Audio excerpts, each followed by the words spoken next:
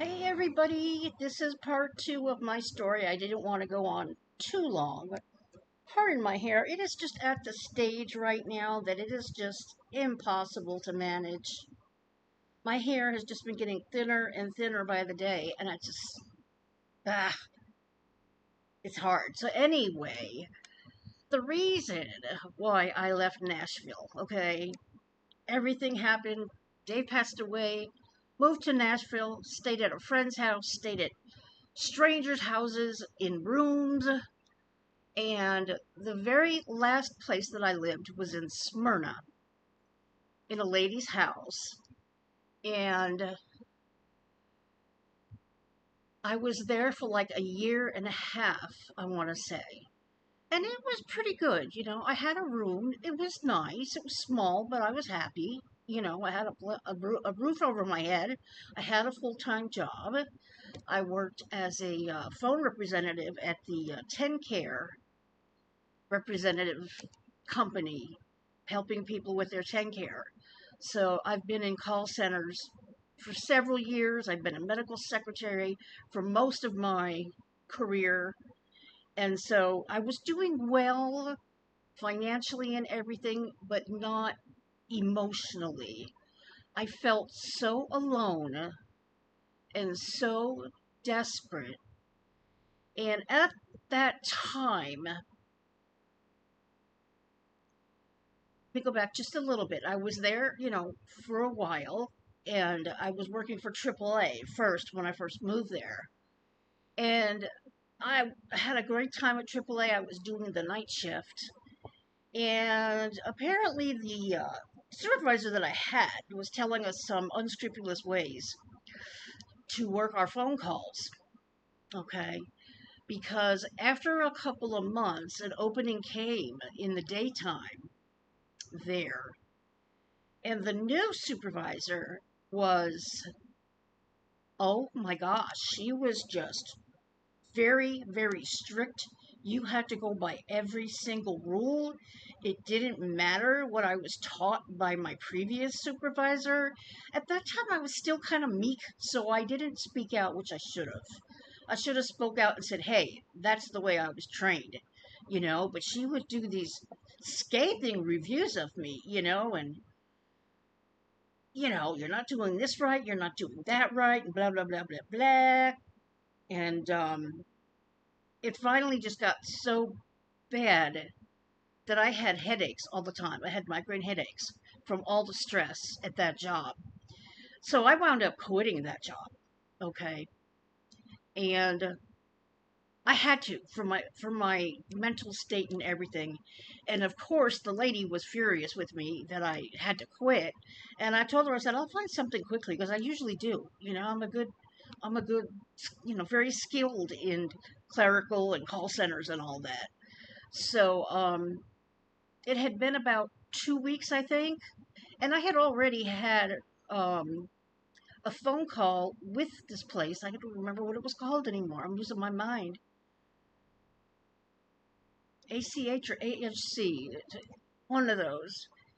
And so, I knew, I didn't quite know if I hadn't gone to the interview yet, and I was very, very desperate and very depressed.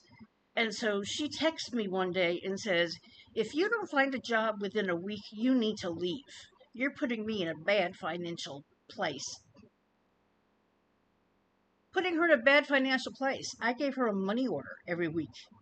I found two money orders just sitting on the counter, uncashed, for $200 a week. And she's telling me I'm putting her in a bad financial position. Anyway, that took me over the edge, okay? I had already attempted unaliving myself in 2015 because of the same mental state that I was in. And here it was it 2017, I think? I don't remember. But when she did that, and I was out of the job, I was so damn desperate. And I was to the point again where I wanted to just end it all. I really was. Dave wasn't there. I was so unhappy. I was so lonely. And then one day it just dawned on me. you have family.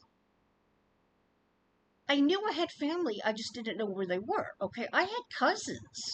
All right, I grew up with three cousins, and my favorite person in the whole world was my Aunt Ellie. So I went to Facebook, okay? And this was my desperation. It was like, I know there's family out there. I don't need to be here. I don't need to be desperate and wanting to unalive myself. It was such a bad way. And so I just went onto Facebook and started typing in their names to see if they came up. And lo and behold, yes, my cousin John, my cousin, oh my God, I think I'm getting Alzheimer's, guys. My cousin Joanne, no last names, privacy. But anyway, I found them, and my girl cousin and I talked every single day after work. It was such a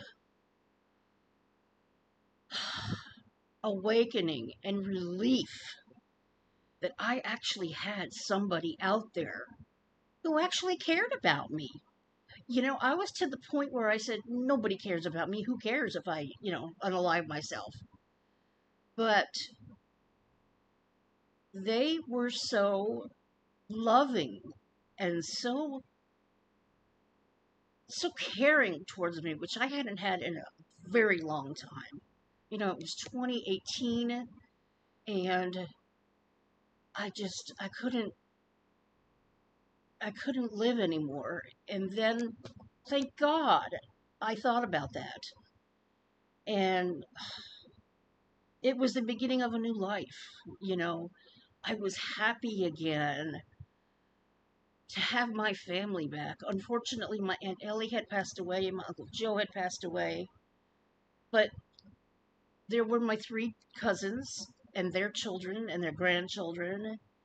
And I came up to Vermont from Nashville, um, Memorial Day weekend, I want to say. I had gotten a really big tax refund. When you work and you make good money, you get big tax refunds. I got like $1,600 that year. So, took that money and I got a plane up here. And oh my gosh, I was just, Joanne was like, oh my God, she cried, she, I had no idea that these people even thought about me, you know? And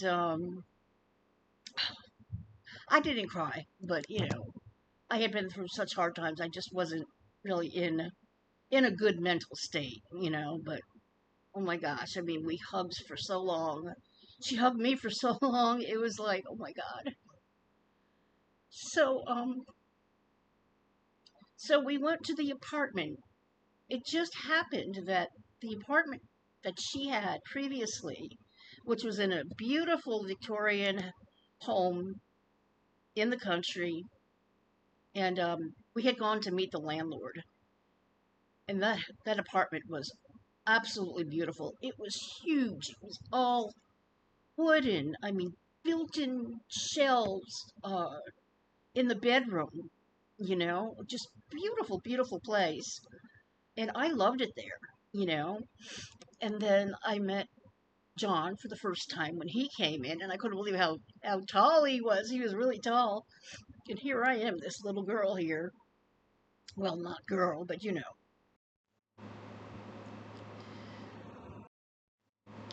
So I went, and his farmhouse just happened to be two doors down from my house. So it was just everything just kind of fell into place. It was like I was meant to be here.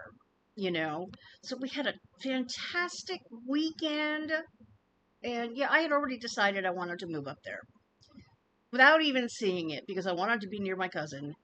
And John and his family were still down in Westchester County, New York, where we were all from. So, that's but he had this farmhouse.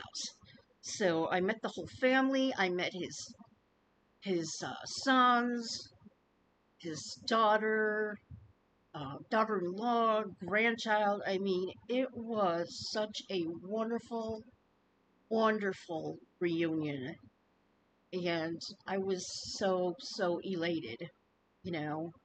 So I decided I was going to come up here and be here since, you know, my girl cousin was here and my boy cousin and his family come up from time to time, and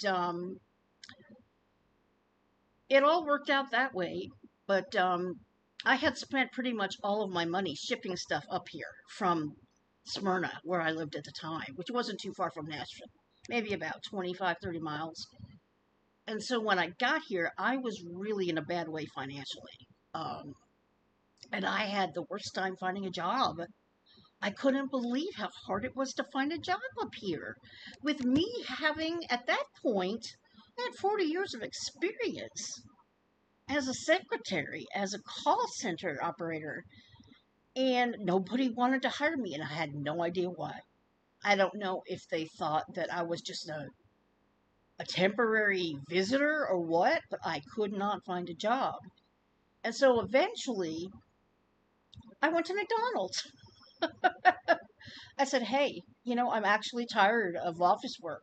I was so burnt out by that time from the call centers that I had been in and all the rules and regulations and you know, I did very well at my last job. I mean, I got excellent reviews. I was promoted from a regular call center operator to a advanced case manager very quickly, like within a month, because my stats were so good and I had a great phone personality and everything. So I've had the AAA job. I did good there. I just happened to come up with a lousy manager. So I was just shocked that I couldn't find a job. So I just finally went to McDonald's. I said, hey, I bet you this would be fun. I'm just tired of all this shit, working for people who want you to be perfect and blah, blah, blah, blah, blah, blah. So I started to work at McDonald's and I loved it. I loved it so much. I was a cashier and I was in charge of keeping, the whole lobby area clean. I met so many wonderful people. We had regulars there. I loved that job. And I think I was there maybe 6 months. Yeah, maybe 6 months. Because what happened was the bad thing about this house was that landlord didn't live there. Okay.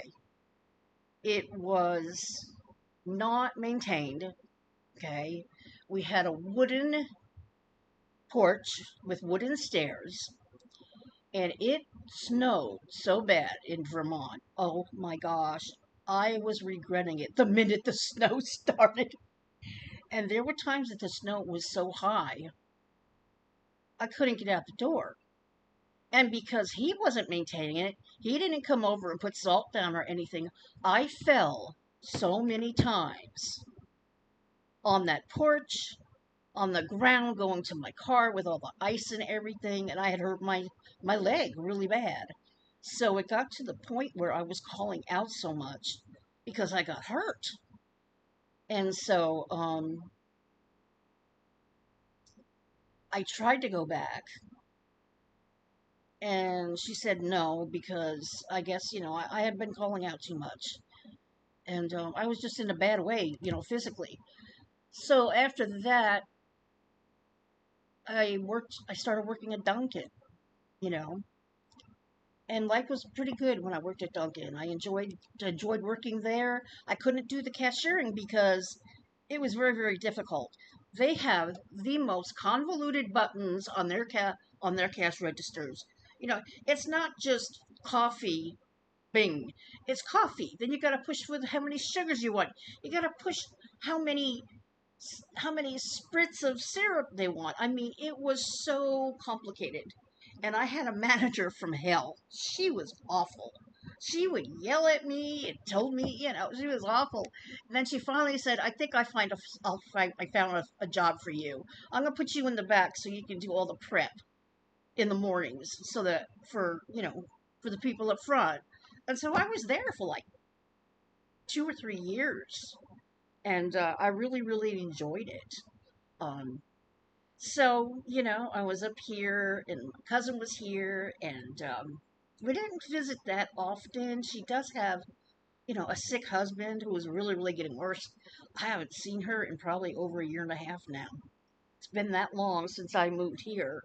So, we used to live closer, and I would go over to her place in the morning to get coffee and then go to work. I mean, you know, it was nice when we lived near each other, but now she moved really far from where I was living before, and now she's really far from where I'm living. So I haven't seen her in forever, but we text once in a while. And then, of course, my family in New York, they invited me up for Christmas in 2018, my first year here, and that was amazing. I love it. Anytime they come up here, I am so happy because I love my family so much.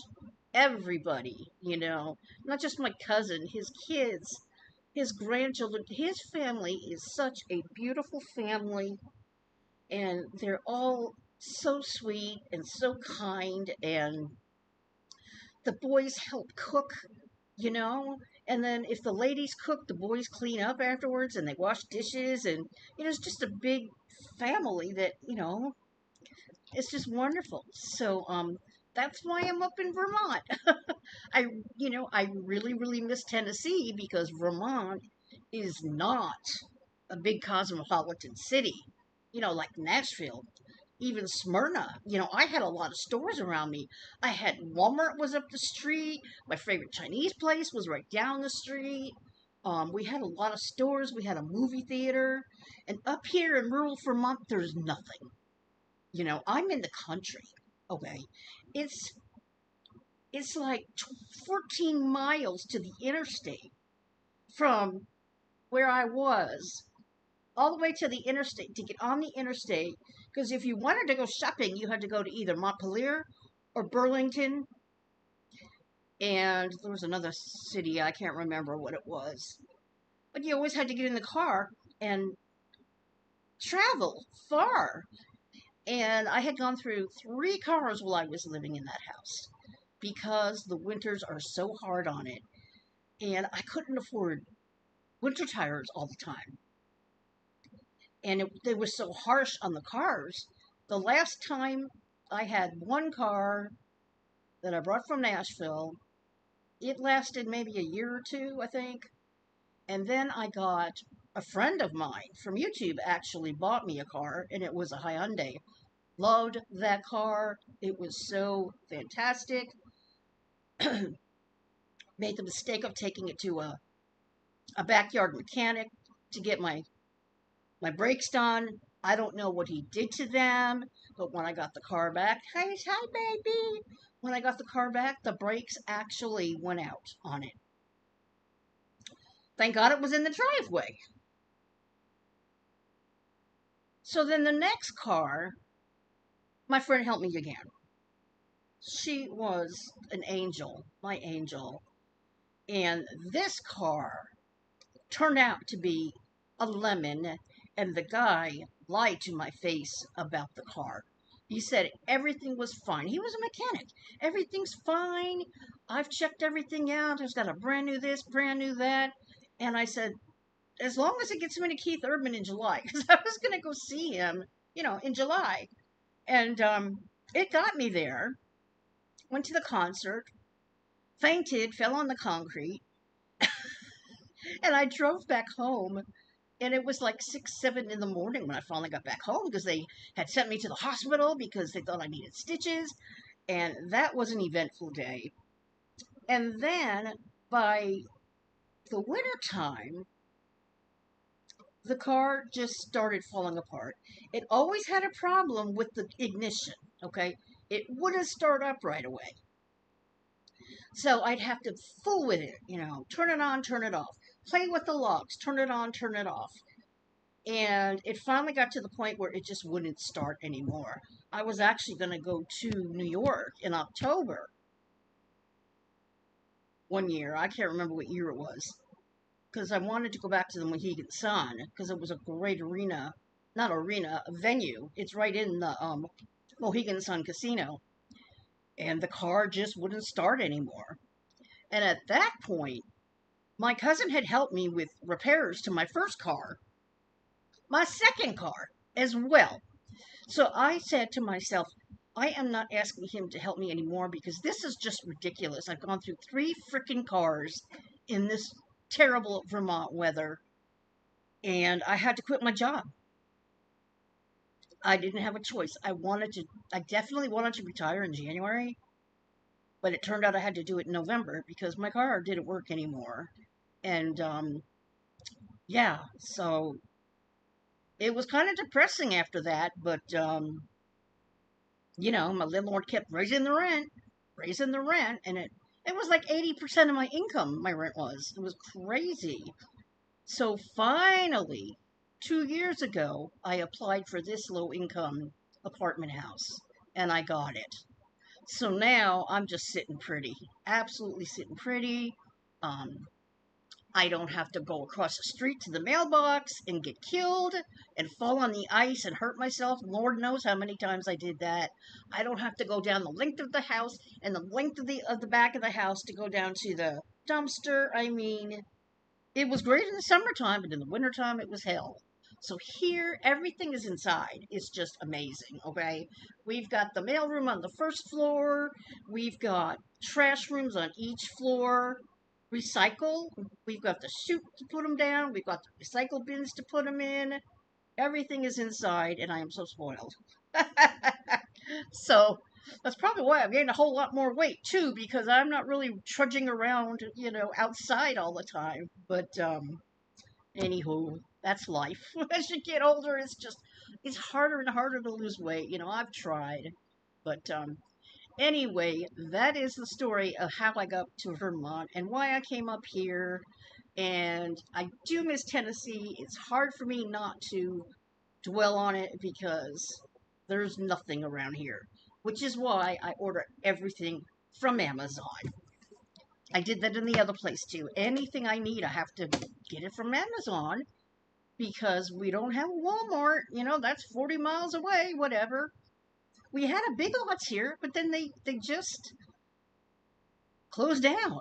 And so now we've got a new place called Job Lots. I haven't been there yet. I have to take the bus down to town.